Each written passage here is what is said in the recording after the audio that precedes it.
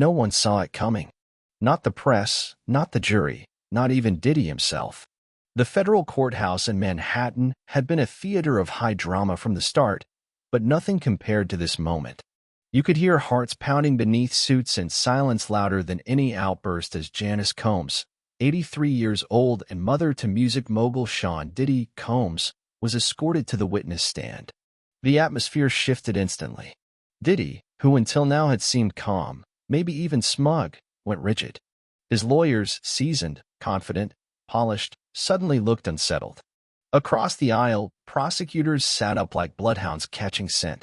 This was the turning point.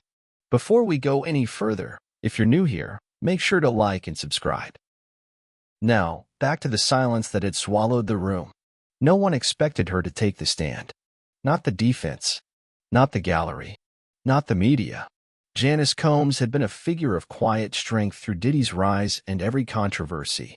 Yet here she was, stepping forward under oath, fragile in appearance, but radiating purpose. The courtroom, already tense from the day's proceedings, felt ready to burst as she approached. Eyes followed her every move. Whispers died out. And when she finally raised her hand to be sworn in, a collective gasp rippled through the crowd. Even the judge blinked in disbelief. There had been no preamble, no warning. Just Janice, his rock, his protector, now positioned as a witness for the prosecution. Up until then, Diddy had played the part well. He leaned into his charm, consulted his legal team with the ease of someone in control, even flashed smiles to loyal faces in the gallery. But that vanished the moment his mother stood up. Something changed. Maybe it was the sight of the one person who had stood by him through every scandal now facing him from the witness box. Maybe it was the fear of what she might say. Or maybe it was the realization that the truth, her truth, was about to unravel everything he had built. Whatever it was, the mask slipped. This wasn't a celebrity in a courtroom anymore. This was a son, staring at the one person who could expose not only his actions, but his soul. And when Janice Combs finally opened her mouth to speak, the entire courtroom held its breath. Because what came next, details of private conversations, years of growing suspicion, and a mother's raw confession, wouldn't just damage his case. It would destroy the myth of who Diddy had always claimed to be. The day had started like any other. Lawyers murmured strategies. Journalists hunched over notepads. The air buzzed with quiet anticipation. But then came the words, "The United States calls Janice Combs." The shift was instant. Gasps. Eyes widened. A ripple of disbelief. Some thought it was a mistake. Others, a bluff. But the way she walked, upright despite her age, her expression clear and steady, said otherwise. This was no tactic. This was truth walking to the witness stand. The judge raised an eyebrow, barely masking his surprise. At the defense table, Diddy, who just moments earlier had been calmly reviewing documents with his legal team, froze as if time itself had stopped. The color drained from his face. His confident posture collapsed. The papers in his hands, once shuffled with ease, now hung still in midair. Janice Combs didn't look at him. Not once. She stepped up to the witness stand, posture firm, gaze fixed straight ahead. No flicker of emotion crossed her face. She didn't acknowledge the stunned crowd. And she certainly didn't glance at her son, who now stared back at her with a look caught somewhere between disbelief and betrayal. "Mrs. Combs, thank you for being here today," the prosecutor began, his voice low but clear. "I understand how difficult this must be." Janice gave a small, solemn nod. It was all she needed. The weight behind the gesture said everything. The judge allowed the moment to stand. No rush, no interruption. And from that point on, the tone of the trial shifted. You could feel it, the gravity pulling every person in the courtroom a little closer to what was coming next. Because this wasn't tabloid gossip. It wasn't the recycled stories of disgruntled former employees or anonymous sources. This was her, the woman who had raised him, who had stood in the crowd at his concerts, defended him in the press, and shielded him from criticism for decades. Her testimony would not be dismissed. Not today. Diddy's lead attorney jumped up almost immediately, objection already loaded. Your Honor, he said, communications between a mother and her son fall under privileged conversation. This testimony is not only prejudicial, it's protected. The prosecution was ready. Your Honor, the assistant U.S. attorney replied, there is no legal privilege between a mother and her adult son, especially when the conversations in question pertain to potential criminal conduct. The room tensed. The judge leaned back in his chair, considering. A brief sidebar followed, quick, hushed, intense. Then, the ruling. Objection overruled, the judge declared. Mrs. Combs may proceed. Silence returned. Janice took a breath, just one, and continued. The courtroom was gripped by silence. Not a word, not a shuffle. Even the ambient clatter of typing, normally constant from the press section, had stopped. Reporters sat frozen, fingers hovering just above their keyboards. Court sketch artists, pencils mid-stroke, held their breath. No one dared move. Diddy's family members in the gallery looked dazed, confused, alarmed, unable to reconcile what they were seeing. Meanwhile, the prosecution team held their expressions like stone, professional, unreadable, but unmistakably aware of the weight of what was unfolding. Janice Combs reached up, calmly adjusted her glasses, and met the prosecutor's eyes. Her voice, when it came, was resolute.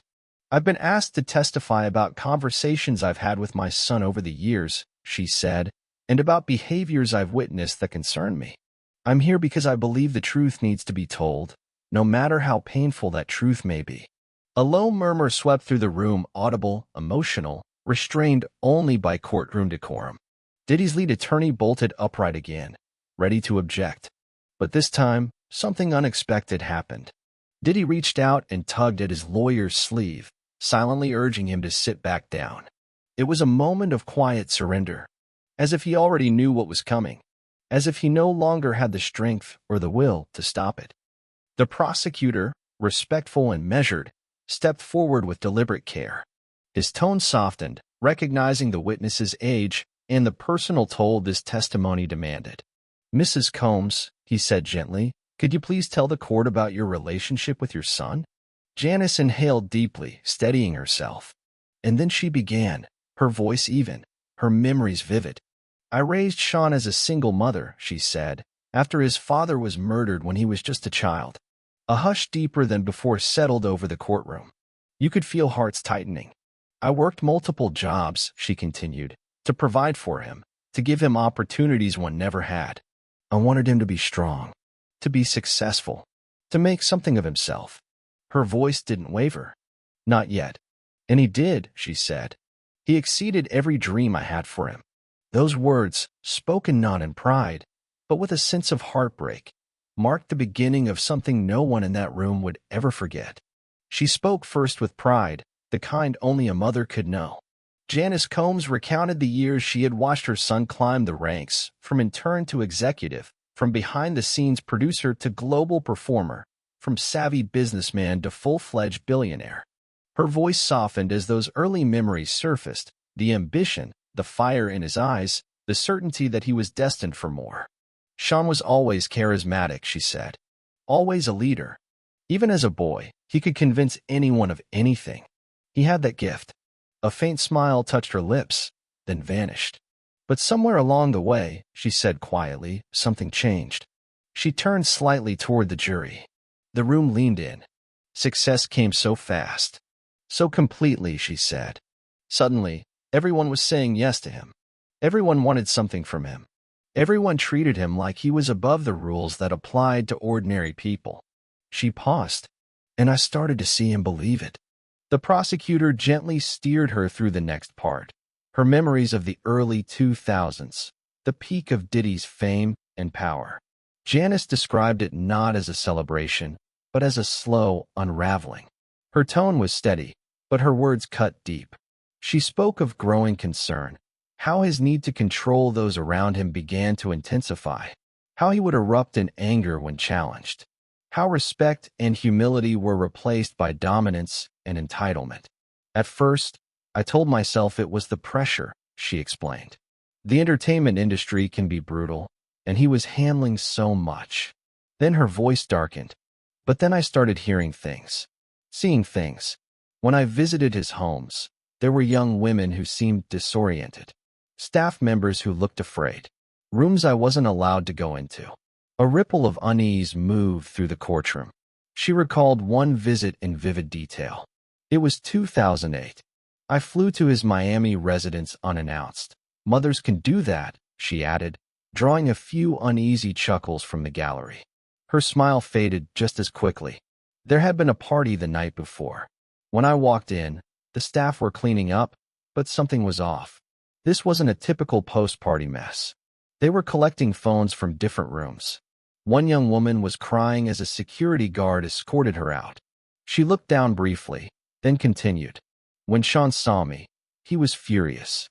Not because I caught him off guard, but because I hadn't called ahead. The prosecutor moved to a visual exhibit, presenting a photograph to the witness. Mrs. Combs, do you recognize this location? She studied the image, adjusted her glasses, and nodded slowly. Yes, she said. That's the pool house at Sean's Los Angeles home. Around 2010, he converted it into what he called a stud. Her tone sharpened slightly, but he was very secretive about it. I wasn't allowed inside, and that struck me as odd. I had always been welcome everywhere in his homes before that. Janice Combs' voice took on a new edge, not anger, but resolve. A mother who had waited too long to be heard. She began describing how her concerns had grown over the years, how she had tried, more than once, to confront her son. I raised questions, she said firmly. Mothers do that too. The words landed with weight, but he would dismiss me. He told me I didn't understand how things worked in his world, that everything was consensual, that it was just the lifestyle of the music industry. Her tone made it clear she hadn't bought into the glamour or the excuses. Not completely. The prosecutor leaned in, careful not to push too hard. Mrs. Combs, did your son ever discuss with you any of the allegations made against him by women? Janice nodded slowly, her hands folded in her lap. Yes. When the first accusations started surfacing publicly around 2017, I called him immediately. Any mother would. Her voice trembled, but she continued. I asked him directly if there was any truth to them. He told me they were lying, that they wanted money, that this happened to all successful men in the industry. She paused. You could see the memory weighing on her. I believed him, she said. I wanted to believe him. He was my son. A moment of silence followed, heavy, empathetic, heart-wrenching. And did something happen to change that belief? The prosecutor asked gently. Yes, she replied, her voice quiet now, almost haunted. In late 2023, after Cassie filed her lawsuit, I confronted him again. We were alone, in his apartment in New York. She took a breath. I told him I needed to hear the truth. Not what his lawyers were telling him to say. Not what he was telling the public. Just the truth, between a mother and son. The entire courtroom held its breath. He was different that day, she said. Tired, maybe. The facade cracked a little. She looked down. He didn't admit everything, but he said something I'll never forget. Her voice dropped. Mom, you don't build what I've built by playing by everyone else's rules. Sometimes people get hurt. That's business. Her composure faltered for the first time. Her voice broke. That's not how I raised him. That's not business. That's not right. At the defense table, Diddy sat utterly still. His eyes locked on the surface in front of him. He didn't flinch. He didn't blink. His legal team scribbled notes, whispered urgently, but none of it seemed to reach him. He wasn't hearing lawyers. He was hearing his mother. And for the first time, maybe he was listening. Janice Combs wasn't finished, not even close. Her voice, though steady, carried the exhaustion of a woman who had tried, for too long, to silence her own doubts. She pressed on, recounting the moment that turned suspicion into certainty. Early 2024. That's when the surveillance video surfaced, the one the world had seen, of Diddy assaulting Cassie in a hotel hallway. I called him immediately after seeing that video, she said. Devastated doesn't begin to describe it. I asked him how he could do such a thing. Her voice didn't tremble, it sharpened. He told me it was a difficult time in their relationship, that I was only seeing one moment out of context, that he wasn't that person anymore. A pause. Did you believe him? The prosecutor asked. Janice didn't hesitate. No, not anymore. There was no drama in her voice. Only the cold, quiet resignation of someone who had seen too much. Because I had seen glimpses of that rage myself over the years, she continued. Never directed at me, but at staff, at business associates. The Sean in that video wasn't a stranger to me. She exhaled slowly, and that realization broke my heart. The courtroom was still. No one moved. As her testimony unfolded, Janice began describing a pattern, one she could no longer ignore. A pattern too consistent, too dark. She recalled a visit to his home in early 2024, weeks after the video was released. She'd been in his office, alone for a moment, when she stumbled upon something disturbing. Notes. Lists of women's names, handwritten, with notations like handled and potential problem. She swallowed hard as she recalled it. When I asked him about it, she said, he snatched the paper from my hands. Told me it was business. Nothing for me to worry about. She paused, then added quietly. But the look in his eyes. I knew. As a mother, you know when your child is hiding something, even when they're grown. The prosecutor stepped forward, holding a document. Mrs. Combs, I'm showing you what has been marked as Government Exhibit 42. Do you recognize this document? Janice adjusted her glasses and studied it carefully. Then she nodded. Yes, she said. These are notes I began keeping after that conversation. She glanced briefly toward the jury. I started writing down things I had witnessed over the years, conversations we'd had, behaviors that concerned me. Her eyes welled, but her voice held firm. I couldn't ignore it anymore. The prosecutor continued, softer now. And why did you begin keeping these notes? Janice answered with quiet clarity. Because I was afraid I was losing perspective, that my love for my son was clouding my judgment. She paused. Writing it all down helped me see the pattern more clearly, and what I saw terrified me. It was in that moment, after nearly an hour of silence, that Diddy finally looked up. He raised his eyes and met his mother's gaze. It lasted only a second, but it was a second that froze the room. A silent exchange between mother and son, full of sorrow, betrayal, and something deeper. Understanding, perhaps, or resignation. Janice turned back to the prosecutor, and when she spoke again, there was no doubt, no hesitation. I love my son, she said. That will never change. She lifted her chin. But I cannot pretend anymore. I cannot be silent anymore. Too many people have been hurt.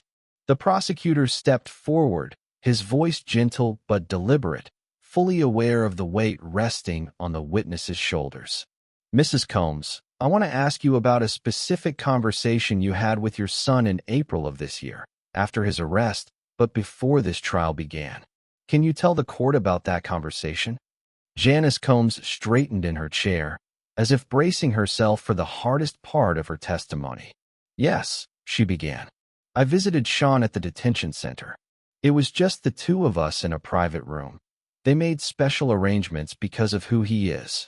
She paused briefly, gathering strength. I told him I needed to hear the truth.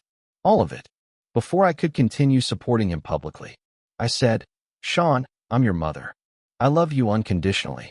But I need to know what I'm standing behind. The courtroom fell completely silent. Janice's voice softened as she recounted his response. He was quiet for a long time. Then he said, The truth? The truth is, I created a world where I made the rules, where what I wanted happened, where people either played along or got pushed aside. She hesitated, then continued. Was it always right? No. Did people get hurt? Yes. But that's how power works, Ma. That's how it's always worked. Janice paused to steady herself. I asked him about the specific allegations, the parties, the recordings, the drugs, the threats. I needed to hear him deny it if it wasn't true. The prosecutor's voice was calm but insistent. And did he deny it? No, Janice said simply. He said, it's complicated. Everything was consensual at the beginning. Nobody was forced. But once you're in that world, the lines get blurred. She swallowed hard, her hands trembling just slightly. Sometimes people change their minds later, but by then, they'd already taken the money, the opportunities. They'd already benefited. Janice's voice cracked as she went on. I told him that consent obtained through pressure, through fear of consequences, through intoxication, that isn't real consent. She looked up, meeting the court's gaze. He just looked at me and said, "That's not how it works in my world." At the defense table, Diddy's attorneys exchanged worried glances. His lead counsel scribbled a note and slid it toward him. But Diddy ignored it completely, his eyes locked on his mother. The prosecutor leaned in gently, his tone measured but probing. "Did your son ever explicitly admit to the criminal conduct he's charged with?" Janice Combs took a steady breath before answering. "Not in those exact words," she said quietly. "But he told me enough for me to understand the truth. He said, 'The system I built worked for years. Everyone got what they wanted. It only became a problem when people decided to change the rules.'" Her gaze locked on the jury, filled with quiet conviction. "I raised my son to take responsibility for his actions, to be accountable. When he told me that, I knew he had lost his way. He wasn't seeing people as people anymore, just as pieces in a game he believed he controlled." The prosecutor then presented another exhibit, a letter Janice had written to her son after their difficult visit. In it, she expressed her unconditional love, but also her deep disappointment and refusal to continue defending behavior she now recognized as harmful and wrong. "Did you receive a response to this letter?" the prosecutor asked. Janice nodded slowly. "Yes. Sean called me. At first, he was angry. Then his tone softened, almost pleading. He said I didn't understand what was at stake, that his whole life, everything he'd built, was on the line." She met the court's eyes, steady and unwavering. "I told him that was precisely why I had to speak the truth, because lies were at stake, not just his own." The prosecutor's next question carried weight. "Mrs. Combs, what brought you here today? Why did you agree to testify in this case?" Janice took a long, steadying breath. "Because the truth matters. Because accountability matters. Because I raised my son to be better than this. And because I believe that true love, a mother's love, means wanting your child to face the consequences of their actions so they can become better, not protecting them from those consequences and watching them become worse." She turned her gaze back to her son, this time holding it longer, with a weight that filled the courtroom. "I'm here because I love my son enough to tell the truth about him, even when that truth is painful. I'm here because the women who were hurt deserve someone to stand up and acknowledge their pain. And I'm here because Sean needs to understand that no amount of money, fame, or power places you above basic human decency." As those words hung in the air, something inside Diddy finally gave way. His shoulders slumped, the carefully crafted mask of confidence cracking and falling away. For the first time in the trial, he didn't look like the powerful music mogul everyone knew.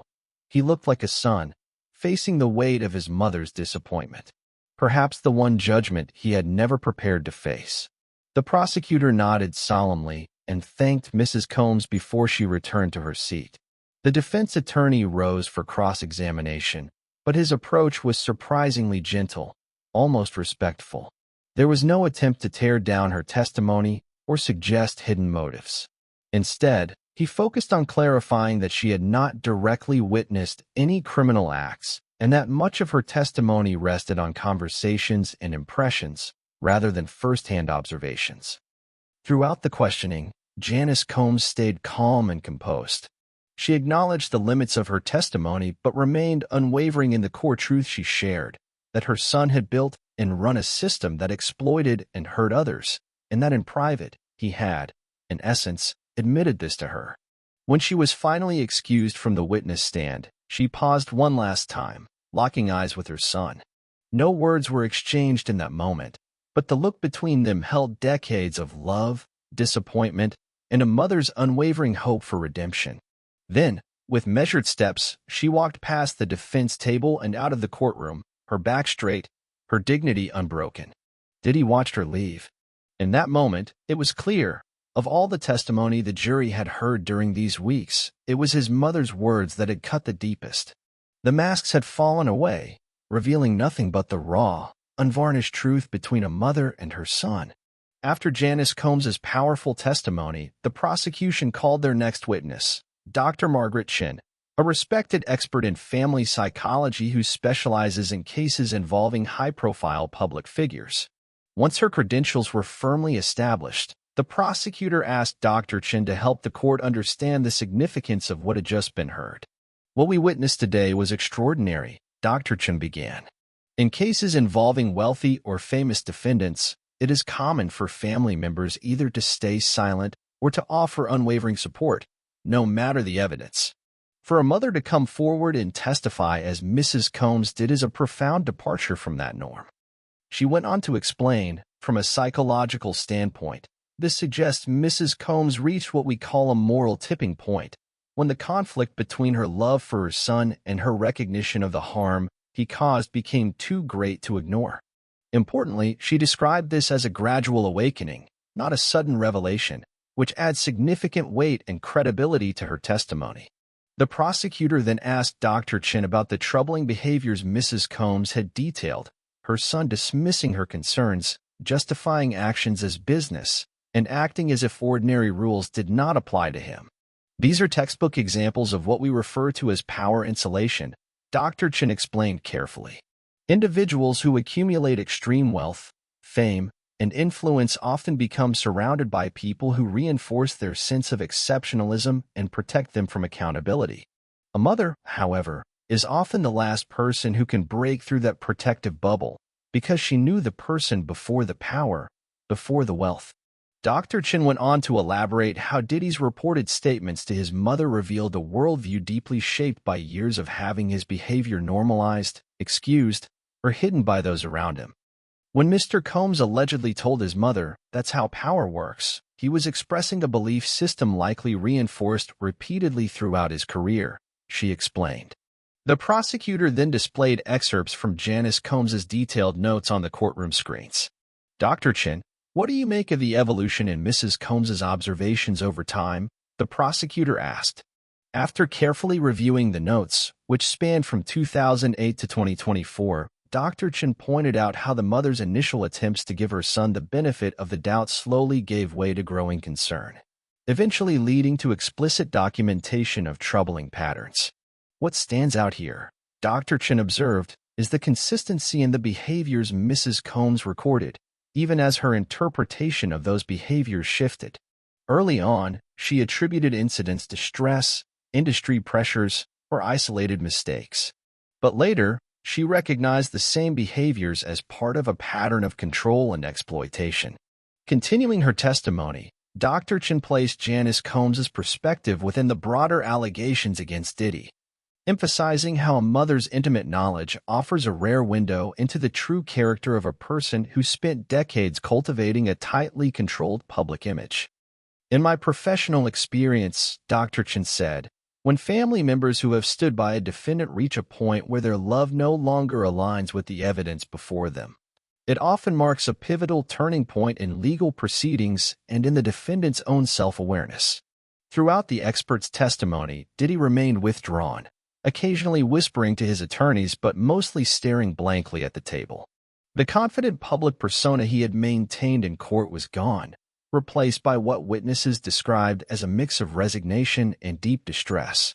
During cross-examination, the defense focused on the general nature of Dr. Chin's analysis rather than on the specifics of Janice Combs' testimony, suggesting that the expert's interpretations were speculative without direct knowledge of the family's private dynamics.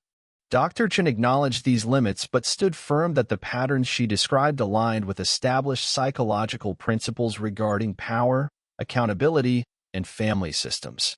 As Janice Combs' testimony concluded, its impact continued to ripple through the courtroom. Jurors who had maintained a stoic or neutral demeanor during even the most harrowing moments now showed visible emotion, several quietly wiping tears away, others furiously taking notes, as if trying to absorb the profound weight of a mother's words against her own son. When court reconvened after a brief recess, the atmosphere had shifted palpably. Sources close to the defense team revealed that Diddy had been nearly unreachable during the break, refusing to engage with his attorney's attempts to discuss strategy. Meanwhile, the prosecution appeared to be recalibrating their approach, buoyed by the morning's powerful testimony. Judge Arun Subramanian addressed both sides. In light of this morning's developments, does either side wish to make any motions or requests before we continue? Diddy's lead attorney rose. Your Honor, the defense requests a brief continuance to confer with our client and reassess our position. Such a request was unusual at this advanced stage of a trial that had already dragged on for weeks. The prosecutor objected, warning that a delay could disrupt the jury's focus and prejudice the government's case. After consideration, the judge granted a limited continuance until the following morning, instructing the jury to return promptly at 9 a.m. As the court adjourned, reporters rushed to file headlines like "Mother's Testimony Shakes Diddy Trial" and "Janice Combs Breaks Silence Against Son." Legal analysts across networks debated the testimony's impact, with most agreeing it represented a potentially devastating blow to the defense. When proceedings resumed the next day, the courtroom was packed beyond capacity, with spectators lining up before dawn in hopes of securing a seat. The air was electric with anticipation as the judge took the bench and the jury settled in. Before testimony could begin, Diddy's attorney stood. Your Honor, after extensive consultation with our client, we request the opportunity for Mr. Combs to address the court. The request sent a ripple of murmurs through the gallery. The prosecutor objected immediately, insisting that any statement from the defendant must come through sworn testimony, subject to cross-examination. After hearing arguments from both sides, the judge prepared to issue his ruling. Mr. Combs, if you wish to make a statement to this court, you must do so from the witness stand, under oath and subject to cross-examination by the prosecution. Do you understand and agree to these conditions? All eyes turned to Diddy, who rose slowly. Yes, Your Honor. I understand and agree. The courtroom felt the shock ripple instantly. Legal experts had long assumed Diddy would avoid testifying, as defendants typically do to minimize vulnerability. His choice to take the stand marked a dramatic shift, whether strategic or deeply personal. It caught everyone off guard. Sworn in, Diddy mounted the witness stand. Gone was the flamboyant designer suit and commanding presence he'd maintained throughout the trial. Instead, he wore a simple dark suit, his posture subdued, his face somber. His attorney began gently. Mr. Combs, why have you chosen to testify today? Diddy's eyes scanned the packed courtroom, then settled on the jury. I listened to my mother yesterday. Really listened. And I realized I'd been hiding from the truth for so long. I'd almost convinced myself of the lies. His voice was softer than ever before, stripped of the charisma that once built his empire. My mother raised me better than what I became. She taught me respect, integrity, treating people right. Somewhere along the way, I lost sight of those lessons. His attorney regained composure. Can you tell the jury about your understanding of the charges against you? Diddy nodded slowly. I understand I'm charged with serious crimes, racketeering, sex trafficking, coercion.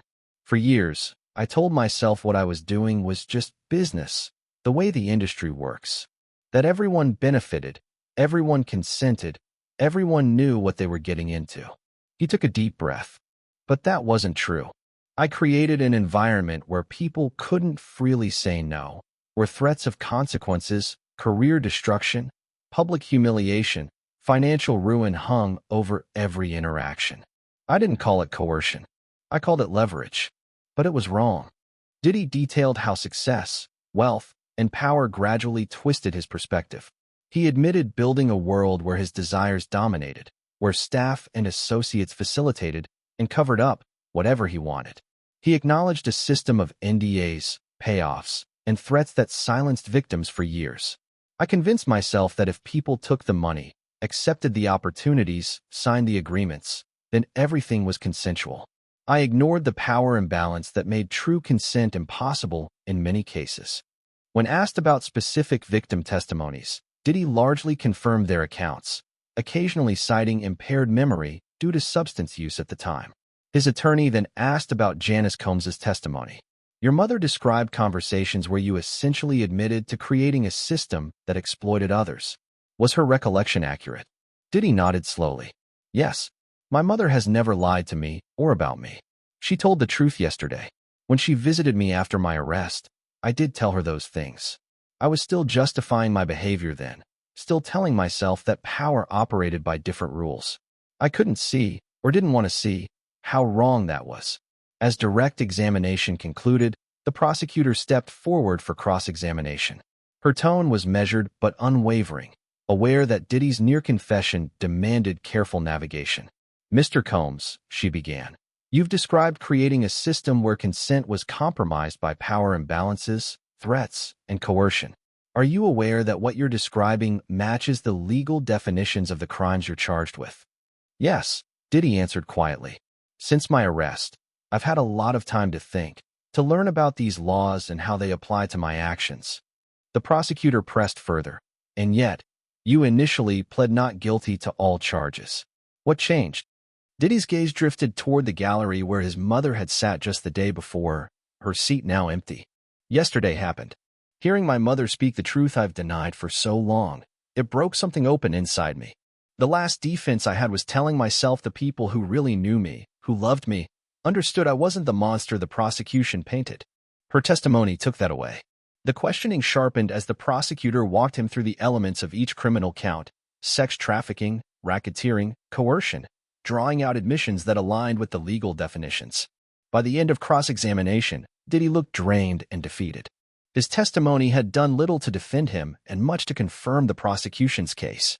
As he stepped down from the stand, he paused, eyes sweeping over the courtroom filled with reporters, victims, spectators, and family. For a moment, it seemed he might speak again, but instead, he returned silently to the defense table. The judge called a brief recess. As the courtroom began to empty, Diddy remained seated, staring forward, the heavy weight of his own words pressing down on him. The man who once built an empire on charisma and confidence had just dismantled it with his own testimony. After the break, in a move that shocked everyone, Diddy's attorneys requested a private meeting with the prosecution and the judge in chambers. 30 minutes later, they reemerged, and the judge addressed the court. "Ladies and gentlemen," the judge announced solemnly, "I have been informed that the defendant wishes to change his plea. Before we proceed, I must ensure that this decision is knowing, intelligent, and voluntary." The judge then carefully conducted a thorough colloquy with Diddy, confirming that he fully understood the rights he was waiving, the consequences of his decision, and the potential sentences he faced. When asked if anyone had coerced or pressured him into this change, Diddy shook his head firmly. "No, Your Honor. This is my decision. After hearing my mother's testimony and reflecting on the truth of my actions, I cannot, in good conscience, continue to deny responsibility." With that, the judge accepted the plea change and set sentencing for 6 weeks later. Inside the courtroom, a hush settled over the victims who had bravely testified, some holding hands, others quietly wiping away tears. What many expected to be a drawn-out trial had abruptly come to a close, catalyzed by the profound testimony of a mother and the reluctant admission of her son. Outside, the press gathered in a frenzy. Janice Combs, who had stayed to witness the moment, spoke briefly. "Today is a difficult day, but also a necessary one. I love my son unconditionally. That will never change. But love without truth isn't really love at all. I hope this is the beginning of healing, for Sean, for those he harmed, and for our family." As Diddy was led away in custody, his final public moment before sentencing, he no longer looked like the towering music mogul who had built a billion-dollar empire. He looked like the man he had finally acknowledged himself to be, someone who had abused his power and now faced the consequences. When Sean Diddy Combs changed his plea to guilty, it wasn't the image of a defeated legal adversary. It was the image of a man who had finally found a measure of peace in the truth. The courtroom remained heavy with emotion, processing the unexpected turn. Even the judge paused briefly, gathering himself before moving to handle the legal formalities. Several jurors, released from duty without deliberation, wiped tears from their eyes. For the first time since his arrest, Diddy looked unburdened, not from responsibility, but from the weight of denial he had carried for so long. Diddy declined to speak to the media after the proceedings. He was taken directly into custody, where he would await sentencing. His legal team issued a brief statement. "Mr. Combs has accepted responsibility for his actions. He asks for privacy for his family during this difficult time and expresses deep remorse to those he has harmed." But outside the courtroom, the world was only beginning to reckon with the fallout. The music industry, which had initially responded to Diddy's arrest with cautious statements urging patience for the legal process, now confronted the undeniable reality of his admission. Record labels swiftly issued condemnations of abusive power, promising thorough reviews of internal policies and practices. Artists who had once collaborated with him distanced themselves, some expressing shock, others admitting that rumors had circulated for years but had never been confirmed. Behind closed doors, entertainment executives convened emergency meetings. Contracts were scrutinized, projects abruptly canceled, and long-standing associations severed. While many tried to portray Diddy's behavior as that of a lone, rogue figure, the internet was already piecing together a broader picture, a systemic problem far beyond one man. Old interviews resurfaced, with insiders using veiled language that now resonated disturbingly with Diddy's own courtroom testimony. Photographs and videos from industry events were re-examined under a harsher light. Most importantly, survivors from across the entertainment world stepped forward with their own stories of exploitation and abuse, breaking years of silence. Fans, too, were shaken, not just by the revelations, but by their own complicity. Many expressed guilt for having supported Diddy's career despite long-standing rumors and allegations. Others questioned why it took a mother's courageous testimony to penetrate the fortress of wealth, fame, and silence. The era of unquestioning celebrity worship appeared to be crumbling. 6 weeks later, at the sentencing hearing, Janice Combs sat in the front row, her presence a quiet testament to the journey they had traveled. Victims delivered powerful impact statements, sharing how Diddy's actions had irreparably damaged their careers, shattered their trust, and diminished their self-worth. When given the opportunity to speak before sentencing, Diddy addressed the court with a voice that was steady yet deeply humbled. "I want to apologize to everyone I've hurt through my actions, to the women who trusted me and whose trust one betrayed, to colleagues and employees who were caught up in my behavior, to my children who now carry the weight of their father's mistakes, and especially to my mother, who raised me better than how I chose to live." He paused, then concluded, "I cannot undo the harm I have caused. All I can do is acknowledge it.